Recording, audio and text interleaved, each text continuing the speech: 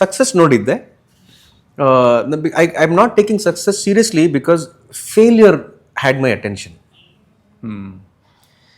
ನಮ್ಗದು ಸಕ್ಸಸ್ನ ಅನುಭವಿಸ್ಬೇಕು, ಅದು ಹಾಗಿರ್ಬೇಕು ಹೀರ್ಬೇಕು ನಮ್ಗೆ ಅನ್ನಿಸ್ತಾನೆ ಇರಲಿಲ್ಲ. ಯಾಕಂದ್ರೆ ಸಿನಿಮಾದಲ್ಲೇ ಇದ್ವಿ.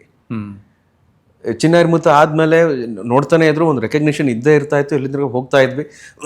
ಅದು ತಲೆ ಹೋಗಕ್ಕೆ ನಮಗೆ ಬಿಡಲೇ ಇಲ್ಲ. ಯಾಕಂದ್ರೆ ಅದು ಅಷ್ಟರಲ್ಲಿ ಫೇಲ್ಯೂರ್ ಆ ಥರ ಬಿದ್ದುಬಿಡ್ತಲ್ಲ, ಒಂಥರ ಮೈ ಮೇಲೆ ಹೇರೋ ಥರ. ಬಟ್ ಆವಾಗಲೂ ನಾನು ಬ್ಯಾಲೆನ್ಸ್ಡ್ ಆಗಿದೆ ಅಂತ ಹೇಳಿ the only one thing that my uncle shed, ದೊಡ್ಡ ಮಾಮ ಅವ್ರು ಹೇಳ್ದಂಗೆ, ಒಂದು ಸಕ್ಸಸ್ ಬಂದಾಗ ಅದು ನಂದು ಅಂತ ತಗೋತೀವಲ್ಲ, ಫೇಲ್ಯೂರ್ ಬಂದಾಗ ಅದು ನಂದು ಅಂತ ಹೇಳು ನೀನು ಸಾಕು. ಇನ್ನೇನು ಮಾಡಬೇಡ, ಆ ಫೇಲ್ಯೂರ್ ನಂದು ಅಂತ ತಗೋ, ಮಿಕ್ಕಿದೆಲ್ಲ ಕ್ಲಿಯರಾಗಿ ಕಾಣ್ತಾ ಹೋಗುತ್ತೆ ಅಂತ. ಇವತ್ತಿಗೂ ಕೂಡ ಅದನ್ನೇ ಪಾಲಿಸೋದು. ಅದನ್ನು ನಮ್ಮ ಕಸಿನ್ಸ್, ಶಿವಣ್ಣ ಮಾಮ ಆಗ್ಬೋದು, ಅಪ್ಪು ಅವ್ರು ಆಗ್ಬೋದು, ಆಮೇಲೆ ಬೇರೆ ನಟರು ಕೂಡ ಆಗ್ಬೋದು, ಅವರು ಅದನ್ನೇ ಹೇಳೋದು. ಮಮ್ಮೂಟಿಯವರು ಅದನ್ನೇ ಹೇಳೋದು, ರಜನಿ ಸರ್ ಅದೇ ಹೇಳ್ತಾರೆ, ಒಬ್ಬರು ಅಮಿತಾಬ್ ಬಚ್ಚನ್ ಅದನ್ನೇ ಹೇಳ್ತಾರೆ.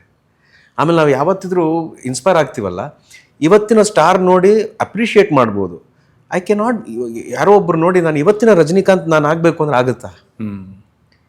ರಜನಿಕಾಂತ್ ಎಲ್ಲಿಂದ ಶುರು ಮಾಡಿದ್ರು? ನಮ್ಮ ಯಶ್, ಇವತ್ತು ಯಶ್ ಅಂದರೆ ಒಂದು ಸಿನಿಮಾ ರಾಮಾಯಣಂ ಅನ್ನೋ ಒಂದು ಸಿನಿಮಾದಲ್ಲಿ ರಾವಣನ ಪಾತ್ರ ಮಾಡ್ತಿರೋ ಯಶ್ ಎಲ್ಲಿಂದ ಶುರು ಮಾಡಿದ್ರು? ಅದನ್ನ ನೋಡಿ ಇನ್ಸ್ಪೈರ್ ಆಗಬೇಕು ನಮ್ಮ ಜನರೇಷನ್ ಅಂತ ನಾನು ಹೇಳೋಕ್ಕೆ ಇಷ್ಟಪಡ್ತೀನಿ. ಸೊ ಆ ಜನ್ರೇಷನ್ ತಲೆಯಲ್ಲೂ ಅದೇ ಉಳ್ಕೊಳ್ಳುತ್ತೆ. So the only thing that resonates in my mind is constant honest work.